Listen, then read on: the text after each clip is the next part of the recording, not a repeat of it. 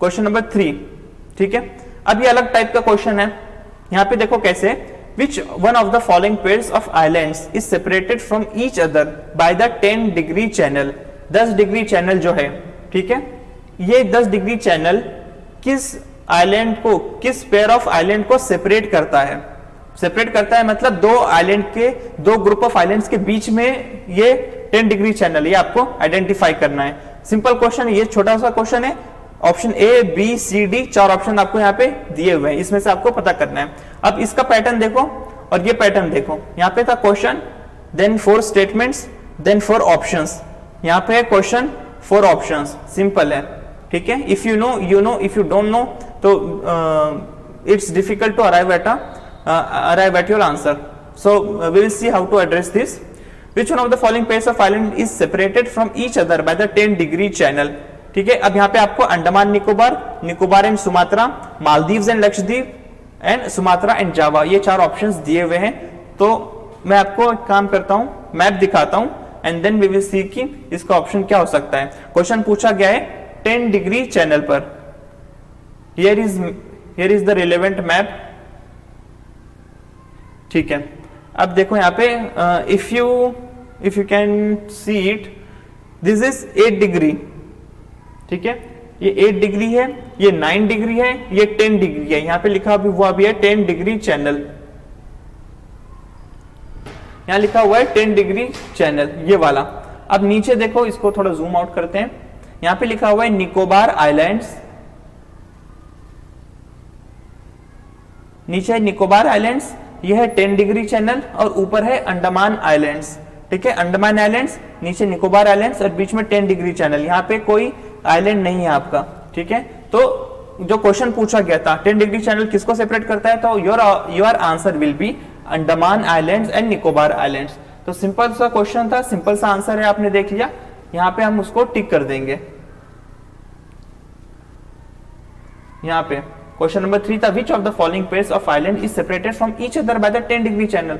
So your answer is Andaman and Nicobar group of islands. तो ये आपने क्लिक कर दिया, ये ऑप्शन आपका राइट हो गया। निकोबार एंड सुमात्रा नहीं है, मालदीव्स एंड लक्षद्वीप भी नहीं है, सुमात्रा एंड जावा भी नहीं है। तो इसका भी ऑप्शन आपका 3 का ऑप्शन हो गया ए। तो ये आपने टिक कर दिया है। अब हम आगे बढ़ते हैं नेक्स्ट क्वेश्चन, क्वेश्चन नंबर 4, ये है आपकी स्क्रीन पर।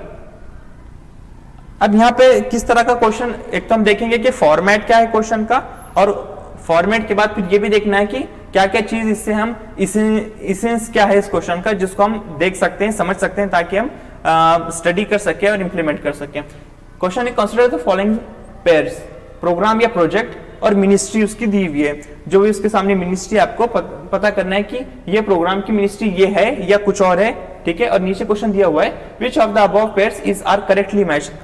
तो जो करेक्ट है वो पूछा है। कभी कभी ऐसे भी होता है कि वो इनकरेक्ट पूछता है, तो वहां पे आपकी सिली मिस्टेक के चांस हो जाते हैं। तो इस चीज का ध्यान रखना है कि यहाँ पर इस क्वेश्चन में पर्टिकुलरली करेक्ट पूछा है। तो यहाँ पर है प्रोग्राम या प्रोजेक्ट और मिनिस्ट्री। पहला है ड्रॉट प्रोन एरिया प्रोग्राम। ये प्रोग्राम जो है गवर्नमेंट ऑफ इंडिया का, तो ये किस मिनिस्ट्री के अंतर्गत आता है, किस मिनिस्ट्री का प्रोग्राम है, यहाँ पे देखना है। तो मिनिस्ट्री ऑफ एग्रीकल्चर दिया हुआ है, ये पेयर में दिया हुआ है। आपको ये पता करना है कि ये मिनिस्ट्री का है या नहीं है, बस इतना ही करना है इस क्वेश्चन की हद तक। दूसरा है डेजर्ट डेवलपमेंट प्रोग्राम, तीसरा है national watershed development project for rainfed areas. 3 program दिए हुए, उसकी मिनिस्ट्री दी हुई है। अब आप कैसे करोगे, अभी अगर आपने स्टार्ट किया है या स्टार्ट नहीं किया है तो आपको नहीं पता होगा कि किस मिनिस्ट्री के अंडर आता है, बट जब आप पढ़ लोगे तो आपको पता लगेगा। The drought prone area program comes under the ministry of rural development, ठीक है।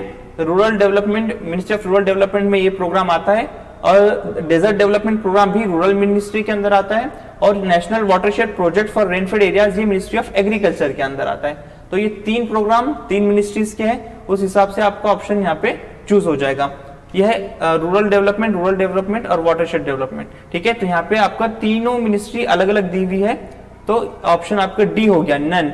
इसमें से कोई भी राइट नहीं है, ठीक है। ये आता है मिनिस्ट्री ऑफ रूरल डेवलपमेंट में, मिनिस्ट्री ऑफ रूरल डेवलपमेंट में, और ये आता है मिनिस्ट्री ऑफ एग्रीकल्चर में। तो यहाँ पे दिया हुआ है, अलग दे दिया है ना। तो ये जो पेयर इसने दी है वो पेयर करेक्ट नहीं है, करेक्ट नहीं है तो करेक्ट क्या है, नन, ठीक है, none of the above given pairs are correct, तो आप ऑप्शन नन चूज कर लोगे, ठीक है। तो ये एक अलग टाइप का क्वेश्चन है।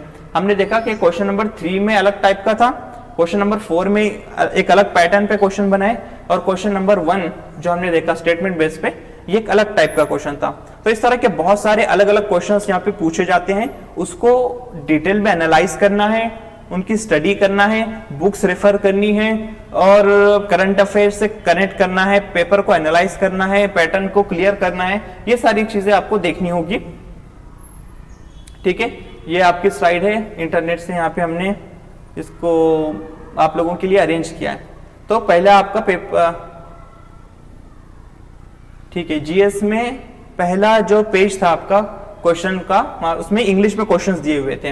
अब हमने देखा कि ये बाइलिंगुअल लैंग्वेज में टेस्ट किया जाता है, तो यहां पर भी आप देखोगे कि हिंदी में भी एक पेज पे आपको क्वेश्चंस दिए गए, जो फर्स्ट पेज पे इंग्लिश में क्वेश्चंस दिए गए थे उसी को यहाँ पे हिंदी में लिखा गया है।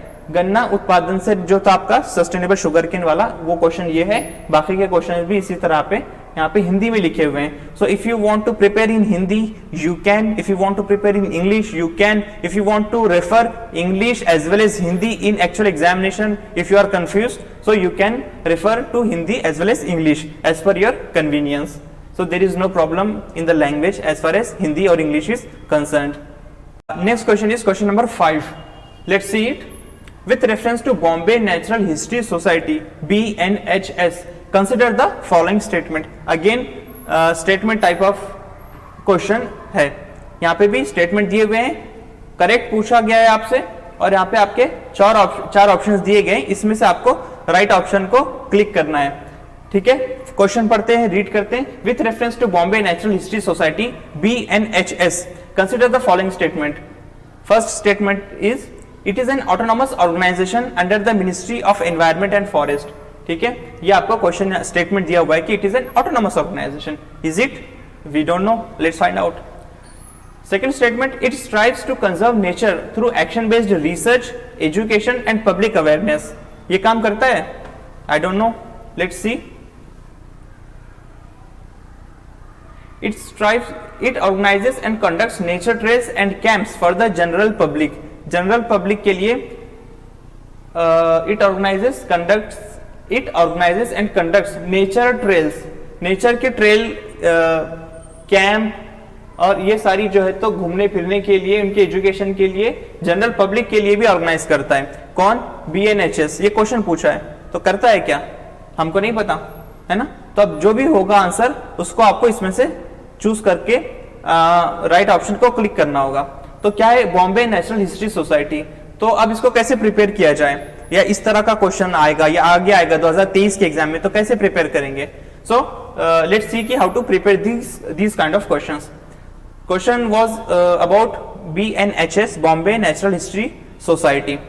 ये आ गए हम यहाँ पर BNHS की ऑफिशियल वेबसाइट पे, उसका स्क्रीनशॉट हमने लिया है, आप लोगों के रेफरेंस के लिए मैंने यहाँ पे इसको ऐड कर दिया है। अब आप देखोगे BNHS.org, इसके ऑफिशियल वेबसाइट हम लोगों ने विजिट की। यहाँ पे हम लोगों ने देखा कि इस तरह के अच्छे अच्छे फूल परिंदे कुछ लगी हुई है, फोटोज, है ना। देखो, हो सकता है इसी पे क्वेश्चन बन जाए कि ये क्या है, या कलर होता है, या इस तरह का कुछ कॉम्बिनेशन में क्वेश्चन बन सकता है। यहाँ पे टाइगर है, ठीक है, ये देखते हैं हम बाद में। अभी क्या है? अबाउट अस, ठीक है, होम पेज पर ही है हम। अबाउट अस में यहाँ पे क्या लिखा हुआ है? The Bombay natural history society BNHS, a pan India wildlife research organisation. What is this? This is a wildlife research organisation as it is given here.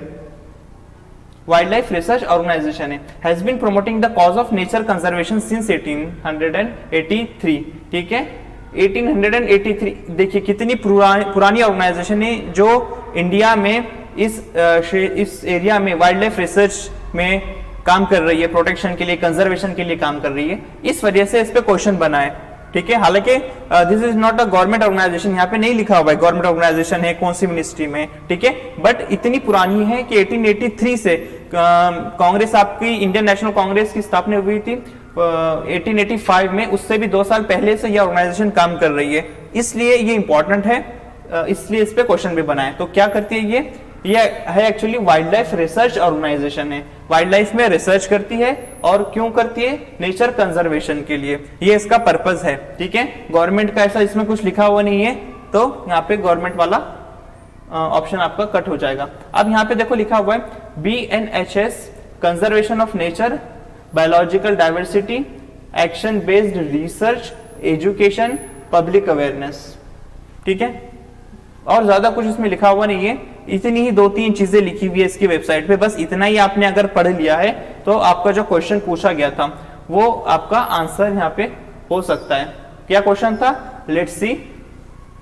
The question was about BNHS with reference to Bombay Natural History Society BNHS consider the following statement, it is an autonomous organization under the Ministry of Environment and Forest, is it right? No, हमने देखा कि ऐसा कुछ उसकी website पे ministry of environment forest का कुछ नहीं लिखा हुआ है। ठीक है, तो ये गवर्नमेंट की वेबसाइट नहीं है, ये एक प्राइवेट रिसर्च ऑर्गेनाइजेशन है। तो ऑप्शन ए कट हो गया आपका, ऑप्शन स्टेटमेंट 1 कट हो गया। It strives to conserve nature through action based research, हमने देखा कि नेचर के कंजर्वेशन में काम करती है, पब्लिक अवेयरनेस में काम करती है, इसकी वेबसाइट पे लिखा हुआ था, हमने देखा ये स्टेटमेंट भी आपका राइट है।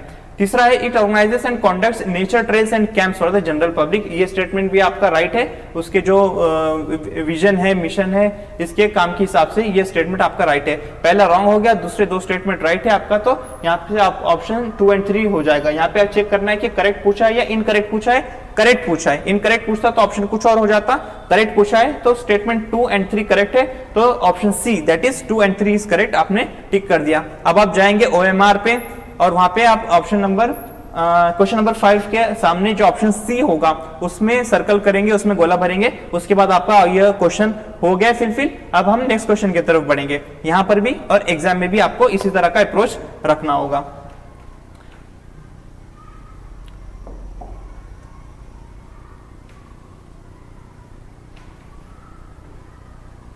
अब ये थोड़ा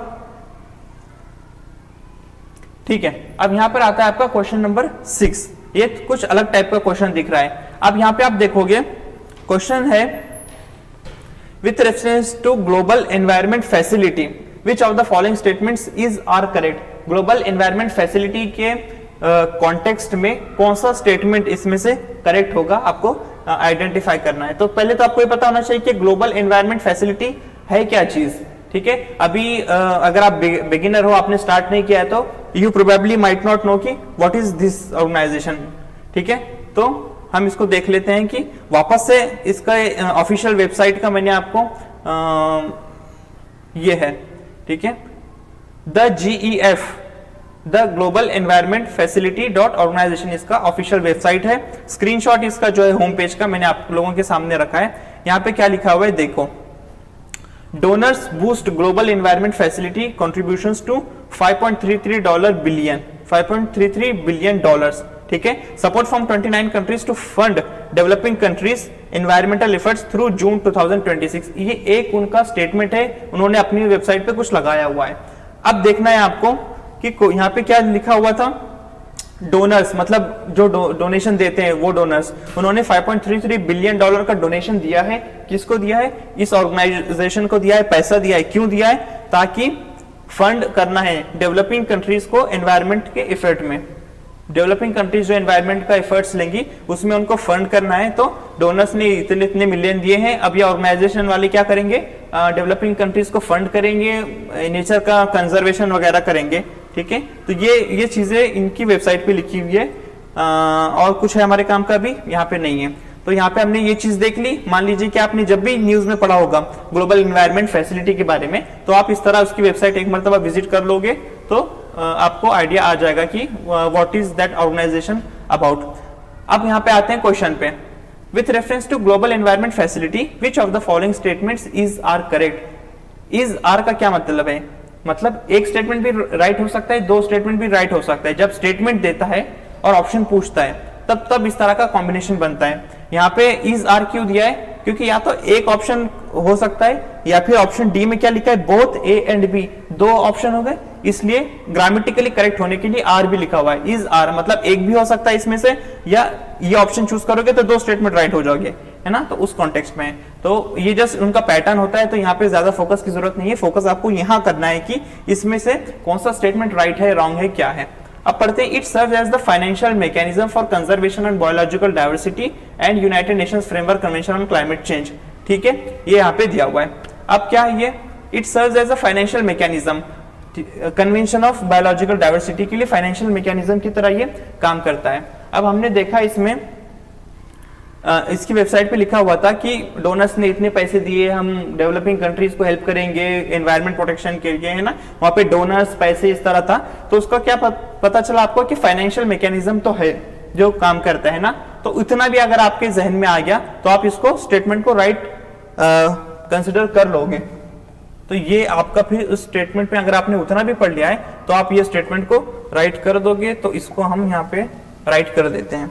अब आपका सेकंड स्टेटमेंट पे आते हैं, it undertakes scientific research on environmental issues at global level. It undertakes scientific research on environmental issues at global level. तो ग्लोबल लेवल पे ये आपका साइंटिफिक रिसर्च करता है या नहीं करता है। तो इस तरह का आपसे क्वेश्चन पूछ लिया है। अब इसकी वेबसाइट हमने चेक की तो उसपे पैसों की बात तो थी, लेकिन यहाँ पे क्या कह रहा है कि पैसे का करता है लेकिन रिसर्च करता है या नहीं, is it a research organisation और नॉट।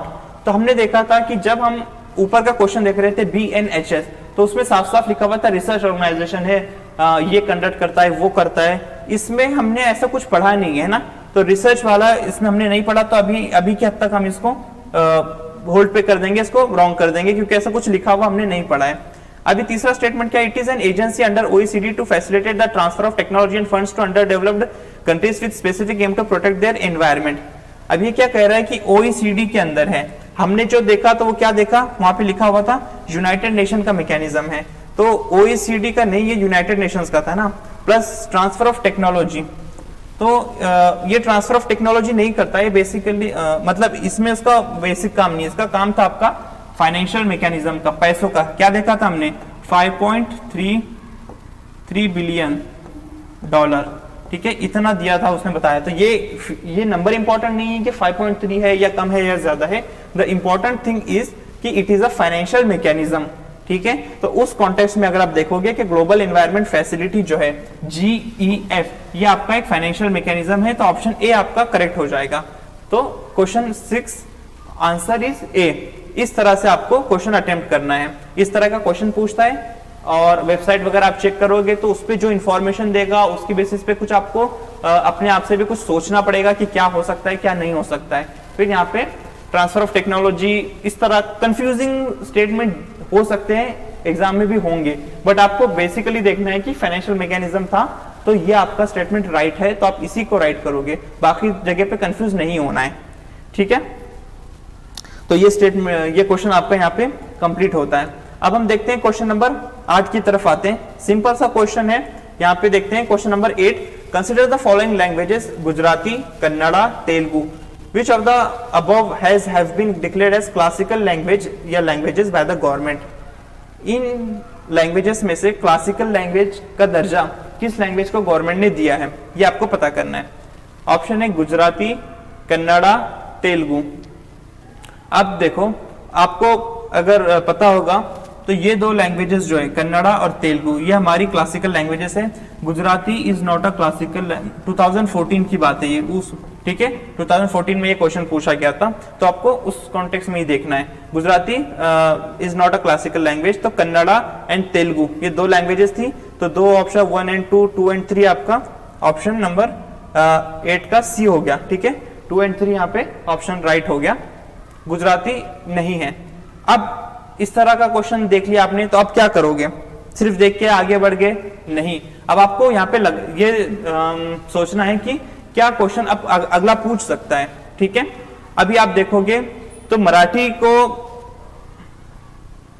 अभी आप न्यूज में देखोगे तो मराठी लैंग्वेज को क्लासिकल लैंग्वेज बनाने के लिए डिमांड चल रही है, हो सकता है कि बना दिया जाए। ठीक है, तो इसलिए आपको ये चीज ध्यान में रखना है कि करंट पोजीशन क्या है, Marathi is a classical language और नॉट, या फिर अगर इसको दिया जा रहा है तो क्यों दिया जाता है, किस स्टेटस पे, किस क्राइटेरिया पे क्लासिकल लैंग्वेजेस को डिसाइड किया जाता है, ये दर्जा दिया जाता है, ये सारी चीजें देखना है।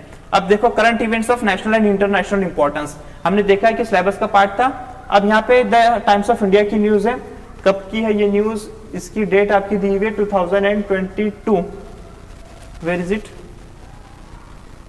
ठीक है, यहाँ पे जून 15 2022 इस डेट की ये न्यूज है, टाइम्स ऑफ इंडिया ने कवर किया है। Marathi to be given classical language status in the country.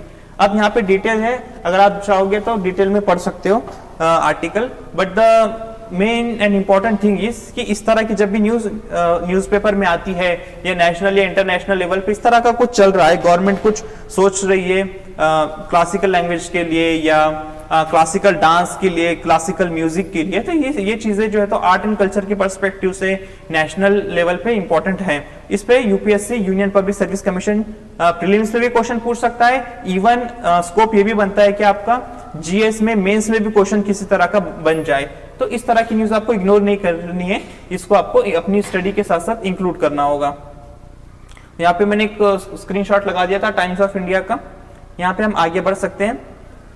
Again यहाँ पे आप देखोगे हिंदी में क्वेश्चन दिया हुआ है, अगर आप इंग्लिश में करना चाहोगे पढ़ के इंग्लिश में कर सकते हो, हिंदी में अगर आप क्वेश्चन पेपर अटेम्प्ट करना चाहो तो वो भी आपके पास ऑप्शन है। यहाँ पे क्वेश्चन नंबर 5, 6, 7, 8 दिए हुए हैं, तो हम ये क्वेश्चंस डिस्कस कर चुके हैं, तो we will move on to next question. Question number 9, ठीक है, let's see, consider the following pairs, Dampa tiger reserve Mizoram, यहाँ पे उसने पेड़ लगा के दे दिया है, Gomti wildlife sanctuary Sikkim, और तीसरा दिया यहाँ पे सारामती पीक, और यहाँ उसके सामने दिया है पेयरिंग में Nagaland. Which of the above pair is are correctly matched, तो आपको ये दे दिया है। एक 10 सेकंड का टाइम देता हूं मैं, आप देखिए and then we will decide discuss की इसके बेसिस पे हम क्या इन्फरेंस निकाल सकते हैं।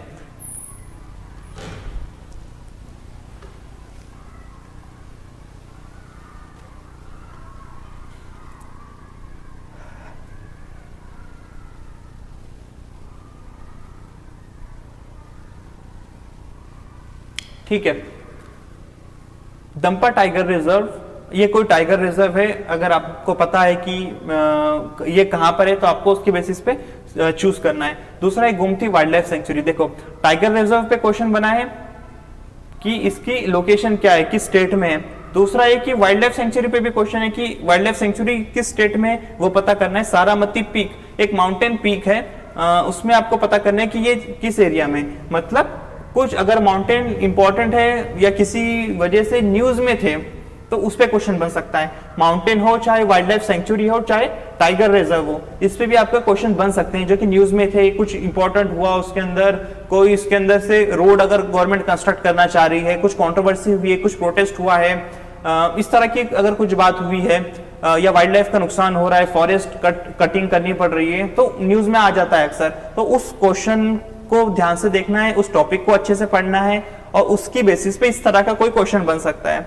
अब है ना, उस टाइम पे ये न्यूज में था फॉर एनी रीजन, तो उसकी बेसिस पे क्वेश्चन बना है। तो अब आपने अगर पढ़ा है तो आपको पता होगा जो भी आंसर होगा, which of the above pair is are correctly matched. इस क्वेश्चन का आंसर एक्चुअली 3 है, सी है 1 and 3, बट ये कैसे आया, तो उस टाइम पे न्यूज में रहा है 2014 में, तो उसकी बेसिस पे आप इसको राइट ऑप्शन को टिक करके कर लोगे। बट इससे हमको सीखने क्या मिला, इंपॉर्टेंट क्वेश्चन ये है। तो इंपॉर्टेंट हमको यही टेक अवे हमारा है कि जो क्वेश्चंस आपके पूछे जाएंगे एग्जाम में, वो क्वेश्चन का सोर्स क्या रहेगा, तो वो क्वेश्चन का सोर्स इस तरह के स्पेशली क्वेश्चन का सोर्स होता है करंट अफेयर्स। ठीक है, आप चाहे मैगजीन से कवर करो, चाहे न्यूज़पेपर से कवर करो, तो करंट अफेयर्स आपको कवर करना इंपॉर्टेंट है, उसी से आपके इस तरह के क्वेश्चंस हो जाएंगे कवर। नेक्स्ट क्वेश्चन देखते हैं 11, with reference to a grouping of countries known as BRICS, consider the following statement. BRICS countries का ग्रुपिंग है, अगर आपको नहीं पता होगा तो उसके बारे में क्वेश्चन पूछा है कि भाई ब्रिक्स के बारे में मैं पूछना चाह रहा हूं और आप लोग बताओ कि इसमें से कौन सा ऑप्शन राइट है। दो स्टेटमेंट दिया है, दो स्टेटमेंट की बेसिस पे 1 only 2 only का कॉम्बिनेशन लगा के क्वेश्चन पूछा है। Which of the statement given above is are correct. ठीक है, अगेन करेक्ट पूछा है, कोई प्रॉब्लम नहीं है। इनकरेक्ट पूछ सकता था तो हमारा ऑप्शन यहाँ पे कुछ और हो जाता, बट अभी करेक्ट पूछा है तो हम करेक्ट के हिसाब से देखेंगे। ब्रिक्स के बारे में पूछा है, the first summit of BRICS was held in Rio de Janeiro in 2009 दूसरा ऑप्शन है South Africa was the last to join the BRICS grouping. अब ब्रिक्स के बारे में आप थोड़ा सा पढ़ोगे तो ये इंटरनेशनल रिलेशंस पे क्वेश्चन पूछा गया है, ठीक है। अगेन इंटरनेशनल रिलेशंस पे जो करंट अफेयर्स में बहुत सारा न्यूज में चलता रहता है, ऐसा हुआ न्यूज़पेपर में आता रहता है, पूरा 1 पेज 2 पेज इंटरनेशनल न्यूज के होते हैं, तो उसमें ब्रिक्स अक्सर आता रहता है। फिर ब्रिक्स की मीटिंग होती है, कभी इंडिया में हो रही है, इंडिया इसका पार्ट है, ठीक है, कभी रशिया कभी ब्राजील में हो रही है, तो उस कॉन्टेक्स्ट में ये क्वेश्चन पूछा जा सकता है। तो ये सिंपल स्टेटमेंट है, the first summit of BRICS was held in Rio de Janeiro in 2009। 2009 में फर्स्ट समिट हुई थी रियो दी जेनेरियो में। तो इज इट राइट और रॉन्ग? तो एक्चुअली ये रॉन्ग है, तो ये स्टेटमेंट आपका रॉन्ग हो जाएगा। दूसरा क्या है यहाँ पे, South Africa was the last to join the BRICS grouping. अब यहाँ पे आप देखो BRICS, Brazil, Russia, India, China, South Africa. तो इसमें जो साउथ अफ्रीका है वो इसमें भी लास्ट में है, बट एक्चुअली ये लास्ट में ही ज्वाइन किया था। तो यहाँ पे आपका ये स्टेटमेंट राइट है, तो स्टेटमेंट 2 राइट है, तो क्या होगा 2 ओनली। क्वेश्चन नंबर 11 का आंसर हो गया B 2 ओनली। तो इस तरह से आप इसको क्वेश्चन को अटेम्प्ट करोगे। इसकी बेसिस पे आपने सीखा क्या? हमने सीखा ये कि जब हम 2023 के लिए प्रिपेयर कर रहे हैं तो जो इंटरनेशनल न्यूज बनती है उसमें इंटरनेशनल रिलेशन से रिलेटेड जो इंपॉर्टेंट ग्रुप्स हैं, जो एग्रीमेंट्स हैं, जो कन्वेंशंस होंगी, तो इसको हमको देखना है कि किस ईयर में कहां पर हो रही है। सारी ईयर को रट्टा लगाने की जरूरत नहीं है, बट स्टार्टिंग कहां से हुआ था, लेटेस्ट कहां पे हुई है, इंडिया उसमें है मेंबर या नहीं है, या अगर इंडिया प्रेसिडेंट है, चेयरमैन बना, चेयर इंडिया के पास है, तो उस केस में और ज्यादा इंपॉर्टेंट हो जाता है, उस पर क्वेश्चन बनने के चांसेस काफी बढ़ जाते हैं। नेक्स्ट क्वेश्चन है क्वेश्चन नंबर 10, ठीक है। With reference to a conservation organisation called wetlands international. Wetland international, इस ऑर्गेनाइजेशन के बारे में आपसे क्वेश्चन पूछा जा रहा है। Which of the following statement is are correct. जो स्टेटमेंट दिए हुए उसमें से कौन सा स्टेटमेंट करेक्ट है ये आपको पता करना है। It is an intergovernmental organisation formed by the countries which are signatories to Ramsar convention. एक रामसार कन्वेंशन है, तो ये जो वेटलैंड इंटरनेशनल है ये एक इंटर गवर्नमेंटल ऑर्गेनाइजेशन है जो रामसार कन्वेंशन की कंट्रीज ने मिलकर बनाया है, ऐसा स्टेटमेंट दिया है। Is it right? No it is not, ठीक है। आपने अगर पढ़ा है तो आपको पता होगा, वरना कोई बात नहीं है, अभी घबराने की जरूरत नहीं है। जब आप पढ़ोगे धीरे धीरे तो सारी चीजें कवर हो जाएंगी। बट हम यहाँ पे ये देख रहे हैं कि क्वेश्चन को एनालाइज करके उसकी बेसिस पे क्या सीख लेनी है, ताकि 2023 के एग्जाम के लिए हम लोग प्रिपेयर कर पाए। ये स्टेटमेंट है, ये स्टेटमेंट रॉन्ग है। यहाँ पे it works at the field level to develop and mobilise knowledge and use the practical experience to advocate for better policies. तो ये काम ये करती है ऑर्गेनाइजेशन। तो कौन सा ऑप्शन राइट हो जाएगा? Option 2 is right. तो आपका क्वेश्चन नंबर 10 का ऑप्शन 2 यहाँ पे करेक्ट चूज कर लोगे, आपका ऑप्शन 1 रॉन्ग हो जाएगा। इससे हमको सीख क्या मिली कि वेटलैंड्स इंटरनेशनल, ये वेटलैंड से रिलेटेड इंटरनेशनल, कोई वेटलैंड इंटरनेशनल नाम की एक ऑर्गेनाइजेशन है, उसको हमको पढ़ना है। तो अब अगर इसको पढ़ना है तो वेटलैंड के कंजर्वेशन के लिए ऑर्गेनाइजेशन है, तो फॉरेस्ट के कंजर्वेशन के लिए इंटरनेशनल लेवल पे क्या कोई बॉडी है जो काम करती है? हो सकता है क्वेश्चन पूछ ले। और क्या पूछ सकता है? हो सकता है लेक्स से रिलेटेड अगर कोई इंटरनेशनल बॉडी है, लेक्स का प्रिजर्वेशन, रिवर्स का प्रिजर्वेशन, या इंटरनेशनल वाटर्स में या ओशंस के प्रिजर्वेशन या कंजर्वेशन, इससे रिलेटेड कोई ट्रीटी हो, कोई ऑर्गेनाइजेशन हो, कोई इंटरनेशनल लॉ हो, इस तरह का अगर कुछ मैकेनिज्म है तो उस पर क्वेश्चन बन सकता है। तो ये क्वेश्चन से हमने ये सीखा, ठीक है। ये question may be as it is repeat ना हो, बट ये कि ये जो पैटर्न है क्वेश्चन पूछने का ऑर्गेनाइजेशन पे, लॉज पे, बॉडीज पे, इंटरनेशनल लेवल की, तो वो क्वेश्चन, वो पैटर्न वो आपका रहेगा जब तक ये पैटर्न है, और उस पर आपके क्वेश्चन बन सकते हैं। तो इसीलिए प्रिपरेशन करते टाइम पे आपको इस चीज का ध्यान देना होगा, ठीक है। तो ये क्वेश्चन है। इसी तरह का एक और क्वेश्चन है यहाँ पे आपका, यहाँ पे 11, क्वेश्चन नंबर 11 भी हमने देख लिया, क्वेश्चन नंबर 10 देख लिया, 12 भी ऐसा ही क्वेश्चन है। सारे क्वेश्चन हम डिस्कस नहीं कर रहे हैं, जो जो इंपॉर्टेंट है, जिसकी बेसिस पे हमको कुछ सीख मिल रही है प्रिपरेशन करने के लिए, जो ट्रेंड्स पता चल रहे हैं वो हम अभी एनालाइज कर रहे हैं। So again see this is wetlands.org। यहाँ पे इसकी ऑफिशियल वेबसाइट है वेटलैंड्स इंटरनेशनल की। Hope you are able to see it. उनके ऑफिशियल वेबसाइट का फ्रंट पेज है, होम पेज। तो इसके बारे में यहाँ दिया हुआ है, देखो क्या लिखा हुआ है, we are the global not for profit organisation. Question में क्या दिया हुआ था पहले स्टेटमेंट में कि ये इंटर गवर्नमेंटल ऑर्गेनाइजेशन है, यहाँ पे क्या लिखा हुआ है, नॉट फॉर प्रॉफिट ऑर्गेनाइजेशन है, ठीक है। तो ये गवर्नमेंट से मिलके नहीं बनी है, ये गवर्नमेंट 2 3 4 5 मल्टीपल गवर्नमेंट्स ने साथ आके ये ऑर्गेनाइजेशन नहीं बनाई है, ये एक अलग इंडिपेंडेंट गवर्नमेंट से अलग ऑर्गेनाइजेशन है जो कि नॉट फॉर प्रॉफिट ऑर्गेनाइजेशन है, ठीक है। तो इस जब आपको ये पता था तब आप स्टेटमेंट रॉन्ग कर दिया आपने वहां पे, और दूसरा स्टेटमेंट इसके काम के हिसाब से है, तो वो काम है तो आप उसको राइट कर दोगे। क्या काम करता है, डेडिकेटेड है, किस काम के लिए, to the conservation and restoration, dedicated है कंजर्वेशन एंड रिस्टोरेशन के लिए। कंजर्वेशन एंड रिस्टोरेशन, किसका कंजर्वेशन एंड रिस्टोरेशन करता है, ये वेटलैंड्स का। इसका नाम में ही आप देखोगे वेटलैंड्स इंटरनेशनल है, तो वेटलैंड से रिलेटेड ये कंजर्वेशन और प्रोटेक्शन का काम करता है। फिर यहाँ पे क्या लिखा हुआ है, our vision is a world where wetlands are treasure and nurtured for their beauty. क्यों काम करना है भाई वेटलैंड्स के लिए, क्योंकि वो ब्यूटी देते हैं और लाइफ को सपोर्ट करते हैं, तो रिसोर्स प्रोवाइड करते हैं। ये 3 चीजों के लिए ये आपका वेटलैंड इंटरनेशनल ऑर्गेनाइजेशन बनी है।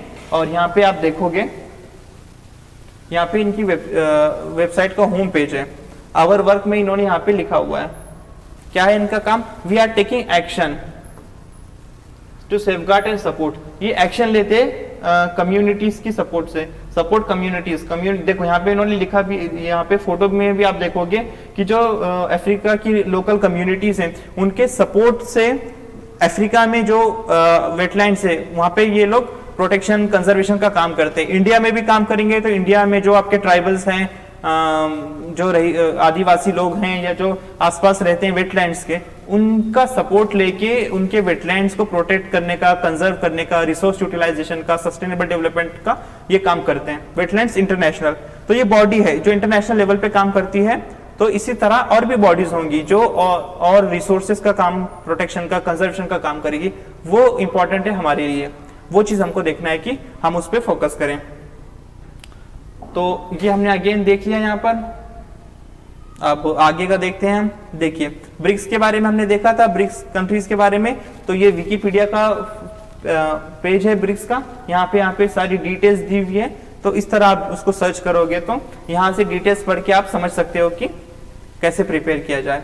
सेम क्वेश्चन जो हमने देखा यहाँ पे हिंदी में दिया हुआ है, अगले पेज पे हिंदी में देता है, एक पेज पे इंग्लिश में, एक पेज पे हिंदी में। तो बाइलिंगुअल होता है, जो भी आपको प्रिपेयर करना हो आप आराम से प्रिपेयर कर सकते हो, और हिंदी में भी इंग्लिश में भी। और एग्जाम भी अटेम्प्ट करना है तो Hindi as well as English दोनों लैंग्वेजेस को रिफर भी कर सकते हो एट अ टाइम, और ऑप्शन अपने चूज कर सकते हो।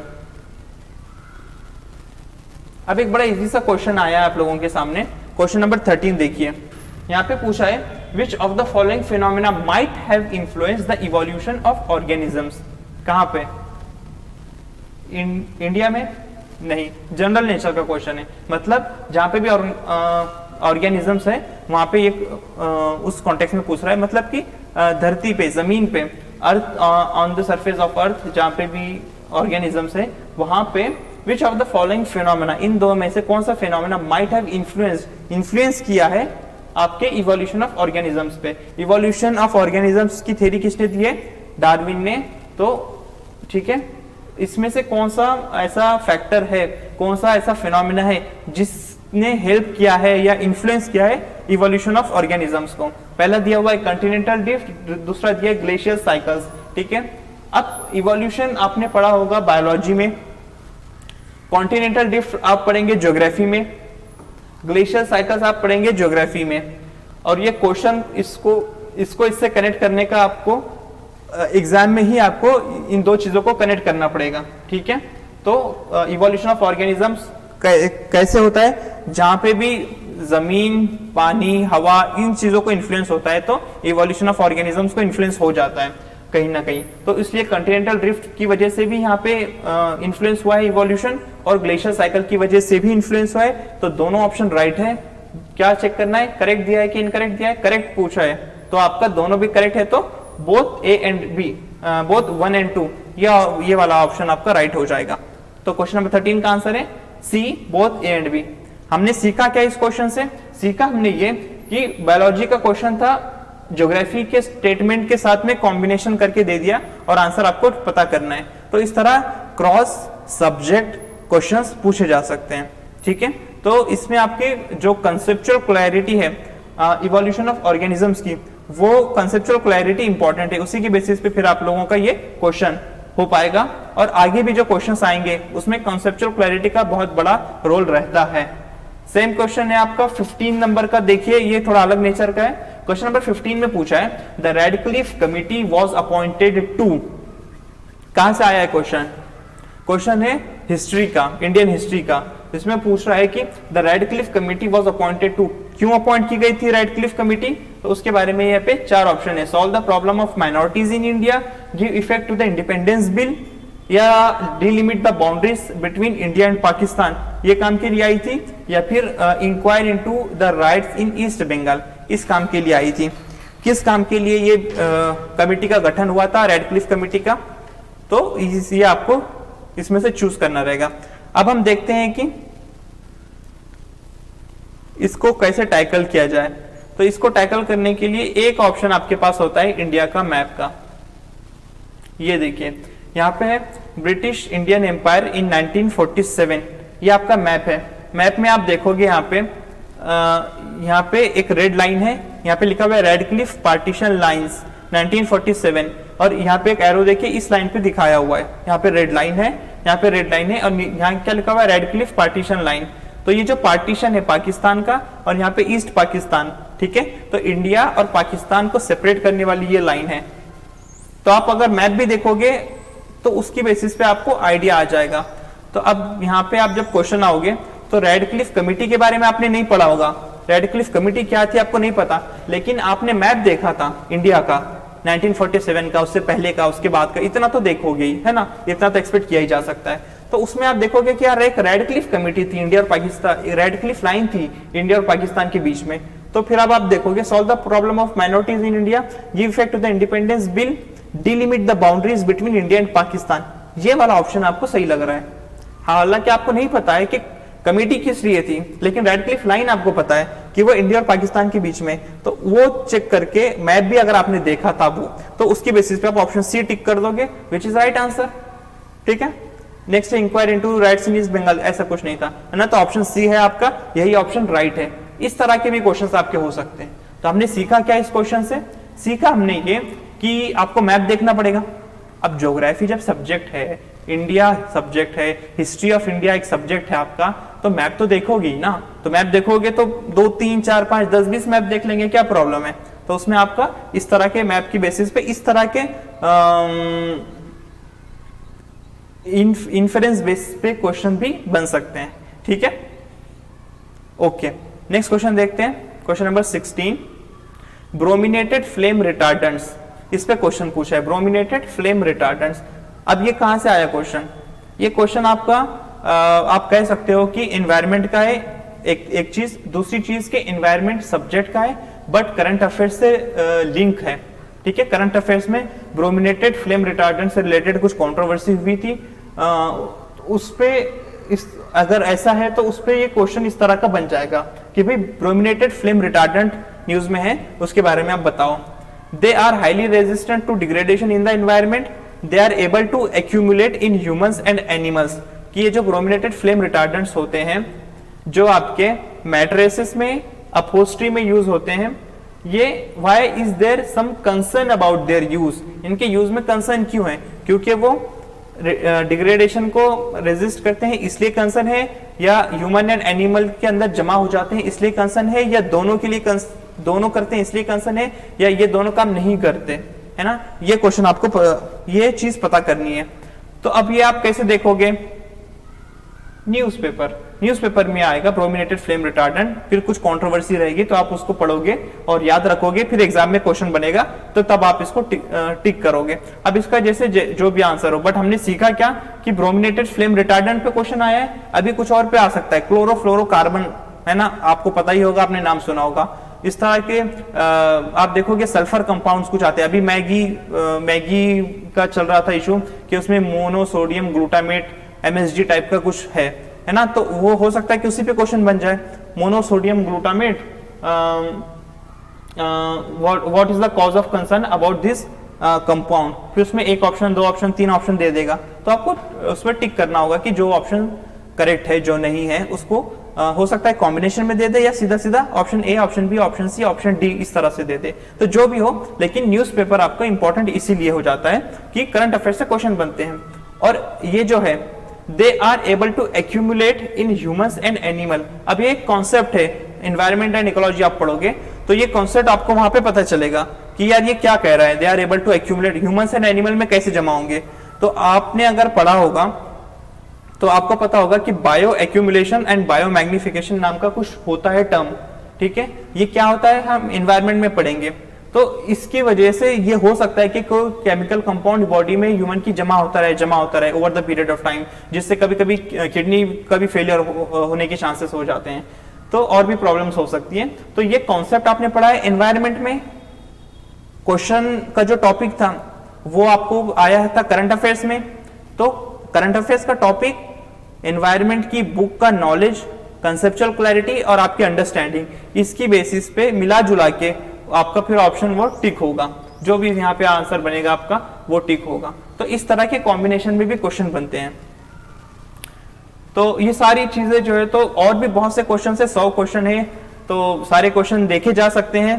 बट द थिंग इज कि ये ओवरऑल जीएस का कुछ क्वेश्चन के पैटर्न थे, कुछ क्वेश्चन हमने लिए और उनको समझने की कोशिश की कि किस तरह से जीएस में प्रीलिम्स में क्वेश्चन बन सकते हैं और उसमें उसको किस तरह से प्रिपेयर करना है। 2023 के लिए, 24 के लिए प्रिपेयर कर रहे हैं तो किस तरह से प्रिपेयर करेंगे हम आगे के लिए। तो ये सारी चीजें हमने कुछ डिस्कस की, और भी डिस्कशन लिए जा सकते हैं।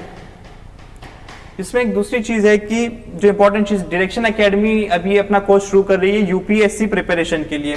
ये कोर्स होगा हिंदी में as well as English language में, औरंगाबाद में। तो इसके लिए आपको रजिस्टर कर सकते हो, यहाँ पे डायरेक्शन एकेडमी की एप्लीकेशन है, मोबाइल ऐप है, इसको भी आप इसमें कोर्स दिया जाएगा। ऑफलाइन में होगा यहाँ पर और ऑनलाइन में भी आपको प्रोवाइड किया जाएगा, ठीक है। English as well as Hindi दोनों लैंग्वेजेस में आपको बाइलिंगुअल कोर्स रहेगा, एक ही कोर्स रहेगा, इंग्लिश और हिंदी में इसकी स्टडी होगी। प्रीलिम्स में दोनों किस में स्टडी करवाई जाएगी, चारों जीएस करवाए जाएंगे, GS 1, 2, 3, 4 as well as SA आपका इसमें कवर होगा। फिर प्रीलिम्स से रिलेटेड गाइडेंस तो रहेगा ही। यहाँ पे आप यूट्यूब चैनल है डायरेक्शन एकेडमी के नाम से, टेलीग्राम चैनल है डायरेक्शन एकेडमी के नाम से, और गूगल प्ले पे आप एप्लीकेशन ऐप डाउनलोड कर सकते हो, डायरेक्शन एकेडमी ऐप, ठीक है। चैनल को लाइक, शेयर एंड सब्सक्राइब भी कीजिए, और आपको जो भी इसमें क्यूरी हो तो आप इन दिए गए नंबर्स पे कॉल करके पता कर सकते हैं, ठीक है कैंडिडेट्स। जय Hind, have a good day.